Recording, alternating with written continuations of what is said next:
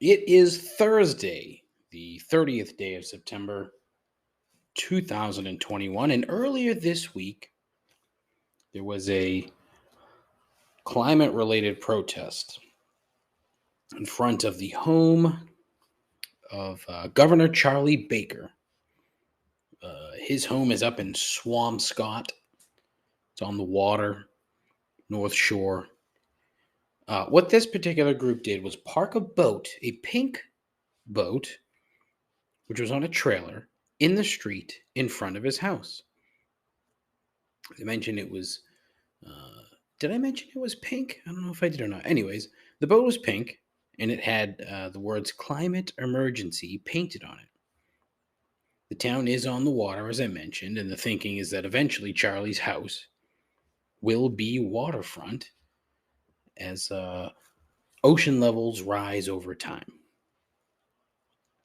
I think it's a clever protest, and I think a very well made point. But at what point does a protest like this become counterintuitive? The folks behind the whole thing are anti fossil fuels. And their big thing is that Chuck is chummy with a number of ill intentioned fossil fuel companies. Aren't all fossil fuel companies ill intentioned? Yes, that's true. There's a handful of projects around the state, one in East Boston over by the airport, another in Weymouth, a couple others out in the western part of the state that they have more specific complaints about. And could Chuck do a little bit more to maybe put a bit more of a thumb on these projects, or the outright kibosh on these? Sure, I guess he could. He's only one man. Granted, he is the governor of the state, but still.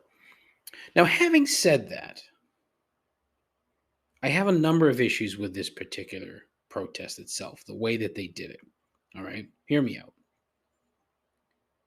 I suspect that the large trailered sailboat was driven there by a large truck that uses some kind of gasoline, which during its journey put more carbon monoxide and nitrous oxide into the atmosphere. The paint that they used to paint the boat pink and then white, was it a paint with no volatile compounds? And how did these people actually get to Swampscott? I'll assume they didn't walk. And look, I get it. You don't like how the planet is going, and I'm with you. I'm in full agreement. I'm more of a plastic bothers me more than like car exhaust and some shit. Because I think personally, the bigger problems are plastic and the lack of clean water. Those are the two biggest bugaboos for me, but that's just me. It's different for everybody. So in this particular instance, this particular protest, particular, is only going to end up being a blip on the 6 o'clock news and then maybe the following morning. But other than that, you've just become a meme. And I won't pretend to have all the answers, but there has to be a better way to make these somewhat valid complaints heard. Attending public hearings is probably boring, but likely more effective. Run for public office. That way you'd be in a position, to create change instead of handcuffing yourself to a fucking boat on the side of the road. All that and more on episode number 92. The telephone code plus 92 episode. You get way up here in these high numbers, and what can you do? I don't even know what the fuck I'm going to do after 100. Maybe I'll just start again. I don't know. Maybe I'll come up with another intro. But so, anyways, telephone code plus 92. If you get a call from a number with the 92 code, do not answer the fucking thing and immediately block that number straight away. 92 is the code for Pakistan. And while not everyone in Pakistan is attempting to commit fraud over the phone, so all you fucking crazy ass people. It's not how it works. Not everybody in Pakistan is a terrible person. There are assorted miscreants worldwide that use the 92 to make calls and try to rip you off. So, if you happen to get a phone call that has that telephone prefix, do not answer the phone. Now we know. And knowing is half the battle. That's all right here, right now, on Complaints and Observations. Still, the most less than average podcast on the internet. With a host who's the smartest person in the room when he's the only one there. A continuing odyssey into mediocrity. Guaranteed to make you question your life choices and your own sanity. This is Complaints and Observations with Dave LaPointe.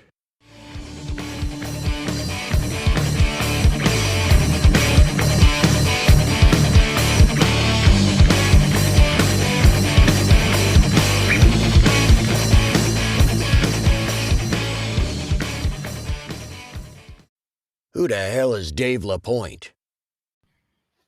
Hello and happy Thursday to you. How's it going? Hope you're well. I have a handful of complaints and observations to share with you today. And once again, putting out the siren call, if you will, to have people call into the complaint line, 617-657-4736.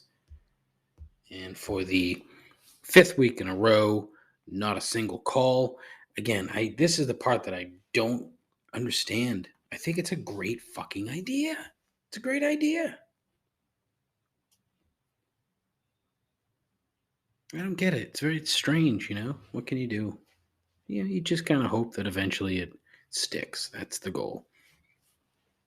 So as I said, a ton of complaints. I think it's a fair mix of both complaints and observations this week. One complaint right off the jump: the Red Sox blow. They don't deserve to make the playoffs, and quite frankly, I hope they don't, because this is why I said at the beginning of the year to hammer the under. They got fucking lucky. They had a rabbit's foot in their ass for the first half of the season, and they completely fucking screwed my bet, my gig, you name it. You know, they win a bunch of games in a row with yellow uniforms on, and people make a big deal out of it. Now the Yankees are winning games because they fucking adopted a turtle. That's right, a turtle. They have a pet turtle, and they've been kicking ass ever since they got this fucking turtle. So it has nothing to do with the actual baseball. It's just uniforms and turtles. Sure. Tom Brady's coming back to town. I figured I'd get all the sports out of the way right from the jump, okay? But Tom Brady's coming back to town. This is not entirely a sports story. I mean, obviously it is a sports story, but he's coming back to Foxboro and making shitty T-shirts, introducing his overpriced clothing line for skinny dudes. So, you know, typical 2020, 2021 Tom Brady type shit. I'm sure they'll come in here and steamroll the Pats, but what can you do? The Patriots aren't that good. They're just not that good. Sad to say it. I think they could end up being a little bit better than they've been for the past 3 weeks, but who the hell knows? We shall see. Might be. We've been trying to sell these goddamn tickets. Couldn't sell them. And the price is dropping like a fucking stone. So it looks like we'll be going to the Sunday night game, which Sunday night games suck. They're not fun because it's a whole day affair. It's a whole day affair. Which is kind of annoying, but what can you do? But yeah, I mean, I think it's going to be a little bit closer than people think. I don't think it's going to be an absolute blowout. I do think the Bucs will probably cover. The line last I saw it was like 7.5. I think if it gets over that, I might jump on the Pats, but I don't see that happening. All the numbers that I've seen thus far, granted they're just tweets, but where it's something like 90 to 95% of the money is on the Bucks. And then what was it? Anywhere from 60 to 70% of the money is on the over. So heavy favorites, which is why I think the line is going to move and the over-under will start to move as well. So jump on the Pats. If it gets to about 8.5, then I would say take the points. But and I've tweeted this a couple times at Complaints Pod on Twitter. You should check that out. That I really think thus far the adult in the room has been Bill Belichick. I think he's been cordial. He's been, somewhat calculated and precise in what he has said, and rightfully so. Where Tom has been rambling on and talking about a bunch of crap and doing a bunch of interviews and putting out clothing lines and shit and dumb T-shirts. And look, he knows he has the better team, so I think that's probably why he's doing that. But at the same time, I think Bill is being smart by just heaping praise on him, making it like it's a regular week, regular game. Talked a little bit about it at his press conference on Wednesday to say, look, my relationship with Tom is fine. It's always been fine. No big deal, moving on. But then you have muckrakers like Seth Wickersham, whose book doesn't come out till next month, but he drops a few of these fucking fifth-hand quotes. So I don't know. It's just one of these things that I'm just tired of it. I've done pretty well ignoring most of the media hype behind it, because quite frankly, it's nauseating.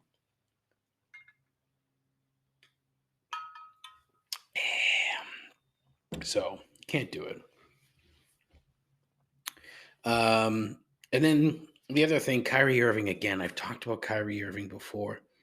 For such an immensely talented athlete, the poor kid, I think he's not a stupid person. Okay, I don't think he's stupid by any means. I think he's very selfish. No one loves Kyrie Irving more than Kyrie Irving. And I think he's just easily misled and misguided. So, all this stuff about the vaccine, and look, if you want to sit there and say that, you don't need to take the vaccine and that COVID is not a big deal and this, that, and the other, all right, fine. You're entitled to your various opinions. I disagree with most of it. But at the same time, we're talking about a business now. The NBA is a business. The New Jersey Nets are a business. New Jersey Nets. The Brooklyn Nets are a business. And if they tell the employee that you need to do this in order to play, well, then you have a choice to make. Either you do it or you don't. And the NBA, I think, is being good about that and making the choice for him. But he's going to pull a power play like a lot of these guys do. He's not going to be able to play games in New York because of their mandate. He's going to miss a bunch of road games. Like if he comes to Boston, he has to be vaccinated or take a bunch of tests. And it's just like, okay, what are you going to do? And then if you miss games, you're not going to get paid. The NBA came out and said that on Wednesday. So it's a choice, and it's just Kyrie loves to try to be the smartest person in the room. And again, not a dumb person, but he's sabotaging his team. He's hurting his team. And it makes me wonder if the rest of the team actually gives a fuck. Or do they look at this as a power struggle too? It's one thing to have the power on the court, which honestly, players in every sport need more power than they already have. But what he's doing and what a handful of other people are doing, other players are doing by, this big anti-vax stance, you're sabotaging the entire league. You're sabotaging your team, your teammates. You're not doing anybody any favors here. And not to mention, you can get sick. And look, again, please don't yell. Don't give me this bullshit about them being young and healthy and this, that, and the other. Jason Tatum is having issues still. he had COVID. Eddie Rodriguez from the Red Sox, that poor guy had heart issues, and who the fuck knows what's going to come down the line for him? Who knows? It's just, it's you can give me this bullshit about it being, their choice and this, that, and the other. And then you have fuckers like Ted Cruz coming out and saying, well, it's your body, your choice, unless you're a woman, in which case, fuck off. But it's crazy, and it puts the NBA and the Nets in a really shitty spot. And it just shows that he doesn't care. He doesn't give a fuck. And that's my biggest issue. Clearly, you're so selfish. You don't give two shits about anybody but yourself. You're putting yourself in a shitty spot, but even more so, you're putting a lot of other people in a shitty spot. And they just don't care. It's not good. So you've probably heard the story, or at least I hope you've heard the story, about the Dutch artist who was commissioned to create two new pieces for a museum, where they gave him $84,000 in cash. And apparently this artist had done work in the past where they took money, actual money, and used it to create something on a canvas. Again, as I've mentioned multiple times on this program, art is entirely subjective. So what does this fucking wise ass do? When it comes time to for the museum to collect their paintings, or their works of art, I should say, he gives them two blank canvases, called it "Take the Money and Run."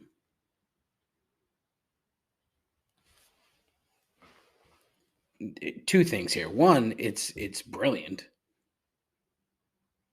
but only if you know the backstory. And two, I mean, obviously the museum is pissed off. It's like, hey, we gave you 84 grand, and this is what you gave us. But the story and the press that they've got from this is probably worth way more than $84,000. This artist is now going to be like, people are going to think he's a fucking genius because he came up with this clever idea to do nothing and collect, $83,985 because the canvases probably cost him 15 bones. This is my art problem. Like, the fact that this guy, and here's the thing, you don't know if he's just a straight up thief, which in the real world, if somebody gave you $85,000 for anything and got back nothing, you're a thief. But in the art world, it's going to be looked at differently. Those two canvases are going to float around for a while. The museum, if they're smart, they take the fucking things, they hang them up, they put a plaque with the backstory behind it, and guess what? 2 years down the road, they sell it for way more than fucking $84,000. And people are going to go and look at it, be like, oh, that's the two canvases that fucking Dutcho Magoo stole the money for. That's exactly what's going to fucking happen here. And the museum will play dumb and be like, well, we wanted to make sure that we get what we asked for. We asked for works of art and we want them. That'll be the public angle, but behind the scenes, they're like, oh, this is fucking brilliant. Well, they'll say, well, Dutcho McFuckamall didn't want to do the work, so we're gonna hang him up and expose him for the fraud that he is, the thief that he is. I mean, but it's not like they're gonna fucking press charges, right? They're not gonna say, well, if they do, then they're fucking stupid. Because again, art is entirely subjective. I've said it 1,000 times. I'll say it 1,000 times again. It's fucking a scam. The whole thing's a scam. All of it surrounding it is a scam because what I see is different when everybody else sees, and every single person interprets art differently. There's no set standard. And that's my complaint. You know, I tend to kind of look at things in a black and white manner, where in the art world it's very gray, and I don't mean that at all as a yeah, I don't know what the word I'm looking for is at the moment, but oh fuck, why am I so tired? Oh man, see, talking about art puts me to fucking sleep. It's boring. It sucks. Nobody, I mean, the stereotype for like art people, you know what it is. It's the skinny guy with the round uh, rimmed glasses, standing there with his uh, two fingers slowly caressing his goatee. Yeah, look at the shading there is magnificent, and the angles are terrific. See, and then he's always with like a taller girl. The girl that he's with is taller and has like a I don't even know what you'd call it, but like straight short hair, way too much makeup, dressed in garishly bright clothing. Yeah, Starly. That's a stupid stereotype, right? I don't think I'm that far off, but it's a stereotype nonetheless.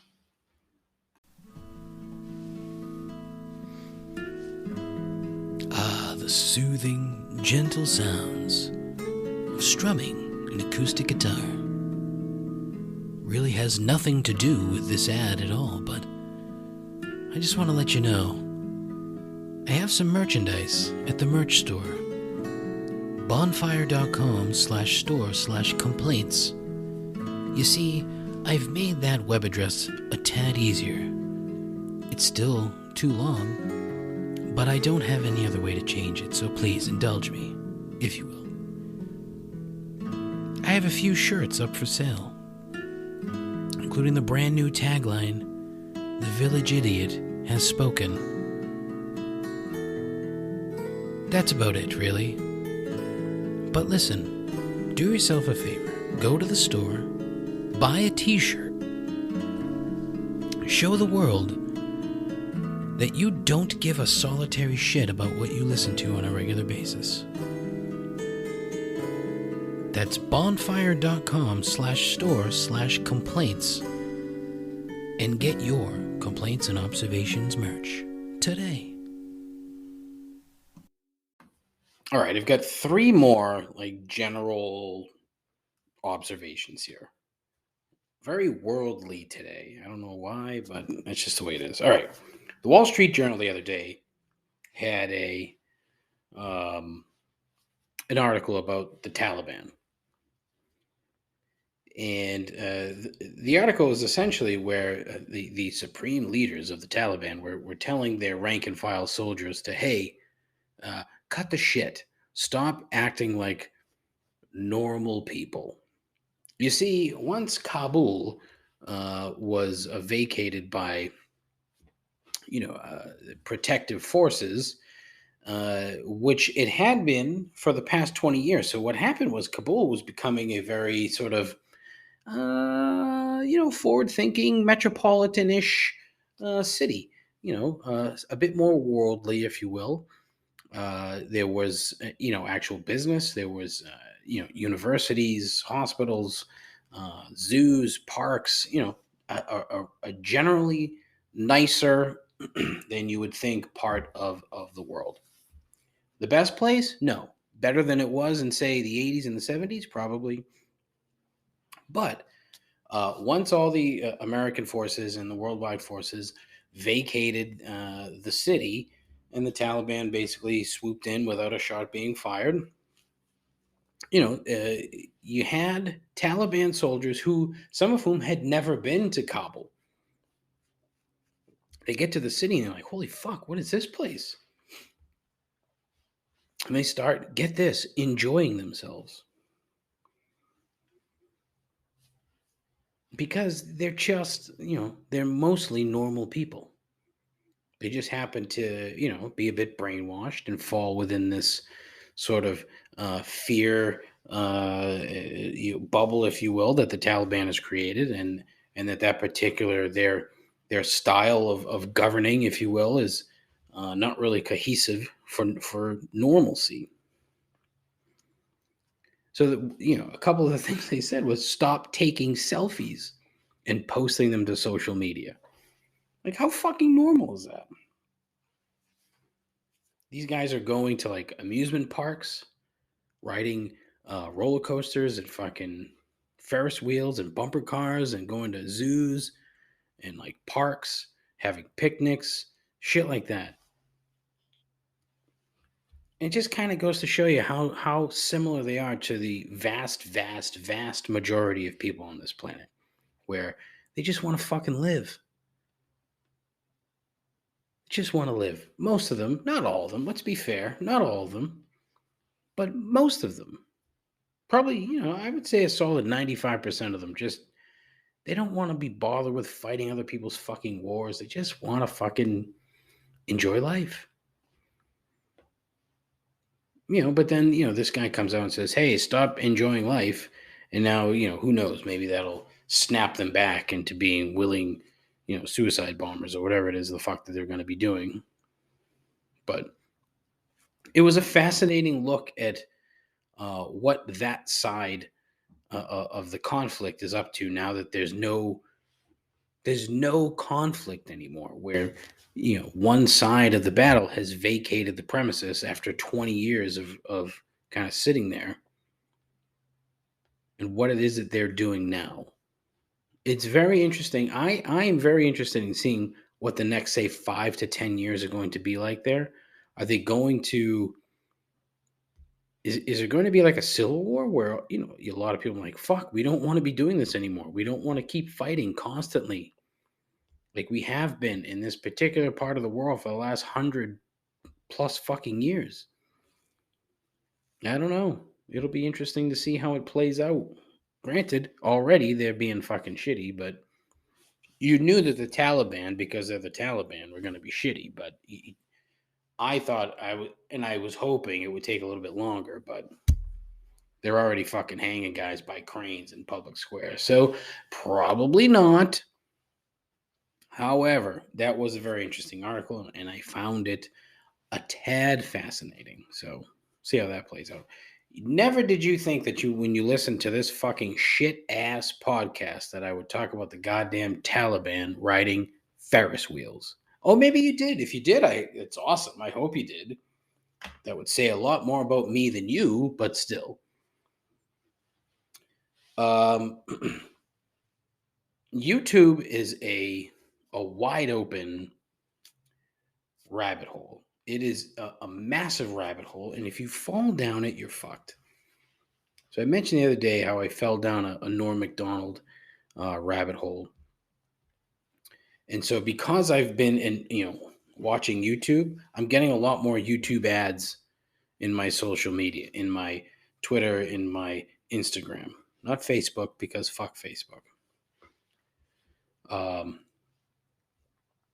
And there was one that popped up. I think it was Instagram, in my Instagram stories, and it said 4 ways to start your real estate investing journey with $1,000. I'm like, oh, all right. Let's see what dude on YouTube has to say. Because if there's anything that's 100% accurate, it's random dudes on YouTube.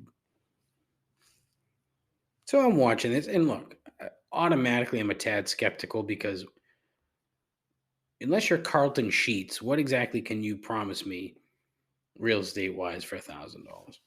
So he's got 4 tips, okay? Tip number 1, invest in the stock market. Well, that's not, basically his thing was, hey, put your money in the stock market so you can make more money so that you have more to invest. Okay. All right. Tip number 2, keep saving. Huh. All right. Well, we're 0 for 2 now. I mean, You said I was going to be able to start my journey with $1,000, and you want me to. The first two are, hey, have more than $1,000. Okay, well, let's see. Let's turn the page here. Number 3, find a partner. Find a partner. Huh. So am I taking that $1,000 and buying someone? No, I'm basically looking around for somebody with more than $1,000. That was okay. That was tip number 3. So we're 0 for 3 now. Well, hopefully, look, we got one more. See what happens. Tip number 4: get seller financing. Now, if you're not familiar with seller financing, and I wasn't until I stumbled upon genius tip number 4. Seller financing is basically, knocking on the door of whomever may own a piece of property and saying, "Hey, let's forget about the bank. Let's forget about a bank, and how about you let me buy your property and I'll pay you the mortgage and the interest rate." Well, then, if the first 3 weren't pie in the sky enough, tip number 4 rolls in with an even more pie in the sky thing. And I'm sure you can find it. Sure, it's not completely out of the question. I'm sure it's not something that's so fucking random to a real estate know nothing such as myself. But this shitbag on YouTube had the nuts to title his fucking thing 4 ways to start your journey, and then gave you literally nothing. This guy's sitting outside, like in the desert somewhere, hasn't cut his hair or shaved in God knows how long. This crunchy looking fuck. A 5-minute video that basically just says, "Keep trying," or "Find people that'll put up with your fucking poor ass who have money to blow." And this guy had like 2,000 followers, 2,000 subscribers, I should say, on YouTube, and obviously spent the money to advertise on Instagram, and then got twice as many people to watch this video. And it made me wonder how many fucking people watch that and then have the same reaction that I did, which was, on what fucking planet is this guy thinking that what his fucking title of his video has anything to do with what he's talking about? I'm looking at the comments, and like the first comment was, "Great tips." And it had like 40 thumbs up. I'm like, all right, that's a plant. Like, there's nothing to that. But it sort of ties into what I was talking about earlier with all this fucking vaccine shit, where you have these purported experts coming on YouTube spouting shit that has zero value. Everything that guy said had no value whatsoever to anybody that was sitting there with, let's say there's someone sitting with $1,000 in his hand or her hand and saying, "This is going to be my path to financial salvation." This guy on YouTube is going to tell me how to do it. So just stop using fucking YouTube as anything more than, funny videos. What else do they have on fucking YouTube? Makeup tutorials, music videos, fat bearded dummies yapping into microphones. I wish there was more of a point to that entire observation, but there really wasn't. It was just, that's fucking bullshit. Don't fucking do that. Like, how does that guy sleep at night? He finishes up his video, he's editing, let's put that up there, puts it up, gets a bunch of views, and then he fucking lays down. He's like, I've done a good thing for the day. Yeah. Then goes to sleep. I just can't imagine this misleading someone. That's why I don't tell people that my podcast is any good, because I don't want to mislead anyone, because it's terrible. So I'm being honest. Unlike this other fucking observation that I have. When people who are already doing shit that they love tell you that you shouldn't do shit that you hate, in theory, it's great advice. It's much more difficult in practice, and that's the part that they've always left out. The ones that I always find interesting are people who say you have to enjoy the grind to get to where you want to be. You need to enjoy that process. So as cliche as it is, and the 76ers and Joel Embiid have really fucking screwed this up for everybody, but the phrase trust the process it's apt, because there's far too many of these phony self-help fuckos telling you, hey, if you don't love what you're doing, just quit. Or if you don't love what you're doing, you need to fucking find something that you love. It doesn't really exist. Because there's always, even if you say, hey, my dream is to be a fucking professional soccer player, the amount of work and the amount of time to get to that point is way more than when you sign that first contract. Because what do? You work your ass off for fucking 19, 20 years. Let's say you're 20 years old and you sign a professional contract with the with fucking, I don't know, I'm trying to think of like a rando professional team, but I can't, whatever, not the point. You sign with like a middling USL2 franchise and you're making $15,000 a year. But now you're a professional soccer player. So you've got to that point. You're not going to quit. You're not going to stop. It's not as if the goal is to get to this point and now you're done. No fucking way. So to hear people constantly say you need to find what you love and then do it, it doesn't work that way. It's entirely disingenuous. It's misleading. What they should do is say, have your goal and then fall in love with the steps and the business and all the bullshit that it's going to take to get to that goal. And then realize that once you do get there, if you get there, there's going to be another set of bullshit and work and grind that you're going to need to do to even just maintain that particular achievement that you've made. Getting there is the hard work that they put in to get to that point.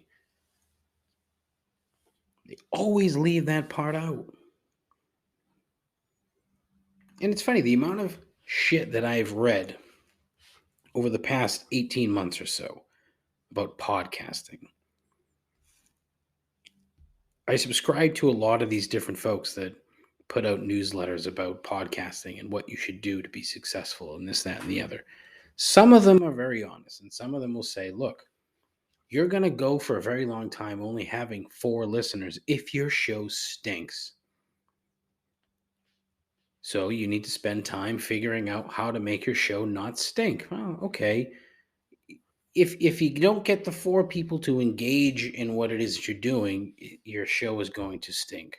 Still, no matter what you do, even though you have a decent idea, like, hey, here's the complaint line, 617-657-4736. Call in, complain, observe. But it's all the work that you have to put in to get to that point. To get to that 5th, 6th, 7th listener. It's a lot of work involved. And this rando podcast guy is not going to be able to tell you, because and then he loses his credibility if all of a sudden he starts putting in there, well, look, this is hard. It's not easy. Well, okay, no problem. That was a rambling 17 minutes of nothing, right? I don't even want to call it content because it wasn't. I had a few good points in there, right? At least I think so. The whole idea is, again, I'm observing shit. I'm talking about the observations that I'm making. That's the whole point of the program, complaining and observizing. Observizing. Boy, this fucking episode sucks assholes, huh? Holy shit. Oh, if you're still here, thank you. I appreciate it. But I'm terribly, terribly sorry. Because this is garbage.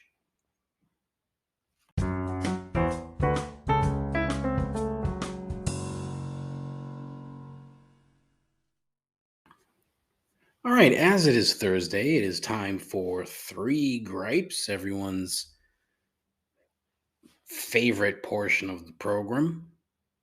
I don't think that's accurate, but who knows? So gripe number 1, neighbors.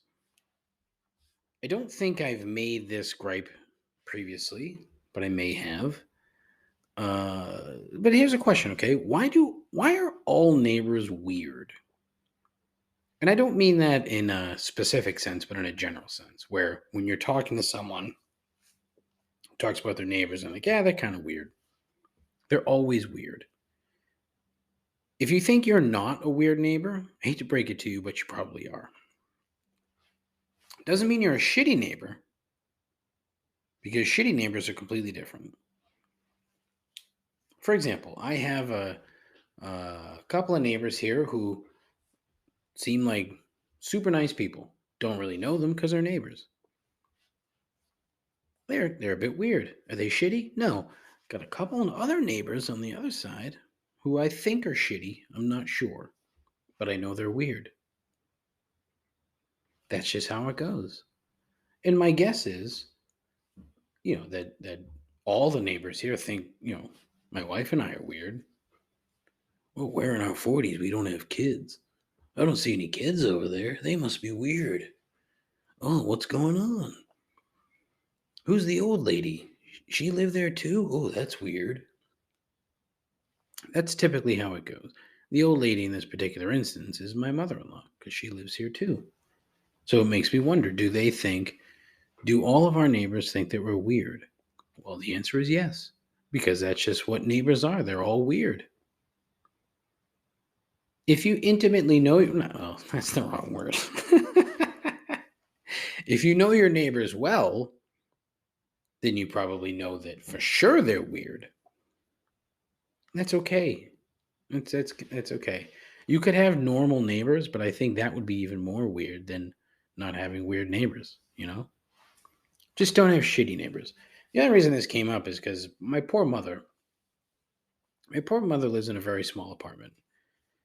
And there's a handful of other apartments in this house. And one of her neighbors is a younger guy and likes to make lots of noise at inopportune times of the evening. So like, 1:30, 2 o'clock in the morning, he's making a ton of noise. She'll go out to put trash out some days and the fucking trash barrels will just be full of empty pizza boxes and beer bottles. And she feels the need to tell me about this every single time. Now, that particular neighbor is weird and shitty. Like if you're loud and you live in an apartment and you're sharing walls, you can't be loud because then that makes you shitty. My mother has an upstairs neighbor who loves to leave the house at 4:30 in the morning to go jogging every day. That's the only noise apparently though that she makes is when she's like running down the fucking back steps of the house at 4:30 in the morning. It's kind of loud. So I don't think that's shitty. I think that's weird. But occasionally it wakes my poor mother up, in which case that becomes shitty. So it's a half and half thing. It's not really shitty. It's just too weird. There are a number of levels here. You can be friends with your neighbors. For example, my friend Matt and Shannon, their neighbors, the Bagleys, super people. They're great, but guess what? They're a little weird. Not in a bad way, though. See? That's a good weird. And they're not even really that weird, but, they're kind of, but not really. See what I mean? It's a hierarchy of weird for neighbors. And then once you get to a certain level and become shitty, it's over. You don't associate with them. You talk shit about them all the time. You complain about them. And if that becomes a problem, then you got to pack up and move. I think once a neighbor goes from weird to shitty, the entire dynamic of the neighborhood has changed. Now you got to go. Gripe number 2, shitness. If you're not familiar with the shit nest, 2 words, shit and then nest, N-E-S-T, shit nest. It's when you or someone else is using a public restroom and they use multiple layers of toilet paper over the seat so that their skin is not touching seat or bowl or anything else. That is called a shit nest. There are few things worse than having to use the public or somewhat public restroom at an inopportune time and finding a shit nest still on the bowl. What do you do here? What do you do? Are you responsible for cleaning someone else's shit nest? No. If you build a shit nest in a bathroom, okay, part of building the shit nest is then disassembling the shit nest when you're done. Because no one wants to walk into a bathroom, a stall, and see that. Like, what makes you... Obviously, you have to turn around in most cases to flush the toilet, okay? And even if you don't, let's say it's an automatic flush. So now you stand up, pull up your pants, fix your belt, but obviously you're turning around to look, because if you're not, there's a problem. You got to see what's going on, just in case, making sure, you don't forget something, like drop your wallet or drop your phone or something. Maybe something came out of your pocket. You got to make sure. So you got to take a look back. And obviously, if you see the shit nest, what you should then do, clean up the shit nest, flush the toilet again. But if you leave the shit nest there, if you exit the stall with the shit nest still intact on the bowl, you are a fucking sociopath and need to be dealt with properly. You can't fucking do that. There are rules in society. And one of those rules should be to disassemble your shit nest from the public stall before you vacate the premises. Patriots game the other day. Late in the game, might have been post game. I can't recall. Had to pee. I'm in line. There's a stall on the other end of the bathroom. I'm like, fuck it, not waiting for the urinals. I'm gonna go use the stall. I go in there. What's there? A shit nest on the toilet. Now you're thinking, all right, what kind of crazy asshole takes a shit at Gillette Stadium? Okay, well, look, sometimes it happens. What can you do? I've never done it. Hopefully never have to do it. But somebody did, built a shit nest, and it was still there. The problem with this particular shit nest is now it was a piss nest. Because it's disgusting, peed upon toilet paper on the bowl. So it went from shit nest to piss nest to just a fucking mess. Not good. So in closing, if you build a shit nest, you need to tear down the shit nest when you're done. Thank you. Signed, literally everyone. Gripe number 3. I applied for a part-time job with Long Drink. If you're not familiar with Long Drink, you should be. This is a first-time event, free ad / gripe, Long Drink. I love gin. huge gin guy. So naturally, I love long drink. And I've been on the long drink train for at least 2 years, if not longer. First time I saw it, Luke's Liquors, Rockland, Massachusetts, free ad, great liquor store. There it was, long drink. I saw it, read the box. It said gin. So I'm like, oh, try this. Yoink. I got a ration of shit from folks. I went, what the fuck is that crap? Gin sucks. Well, guess what? Now it's the hottest fucking drink on earth. Right now, long drink. Yours truly was on the long drink train for a very long time. So they're looking for brand ambassadors. They're looking for basically hot chicks to hold their cans. Pun intended. And I hate fucking puns. To hold the long drink cans at liquor stores to say, hey, try this shit. That's what they're looking for. But I mean, man, I sent them a great email talking about how much I love the brand, what I could do for them, all my ideas. I said, look, long drink should have a fucking podcast, rip off like Hot Ones, where, you know, a bunch of people will come in and it's just a conversation. Host, guest, and you're just sitting there pounding long drinks. That's the whole fucking show. You're asking them questions. They're getting a little fucking tipsy on the long drink, talking about how great the long drink is. It's a great fucking idea. I even put a link to this goddamn show. And here's the thing, okay? Long drink, if you're listening and you heard 3 gripes this week, dynamic 3 gripes. The rest of the show fucking sucked. But 3 gripes this week, fucking outstanding. I mean, honestly, the shit nest gripe is universal. Neighbors, universal. Long drink, soon to be universal.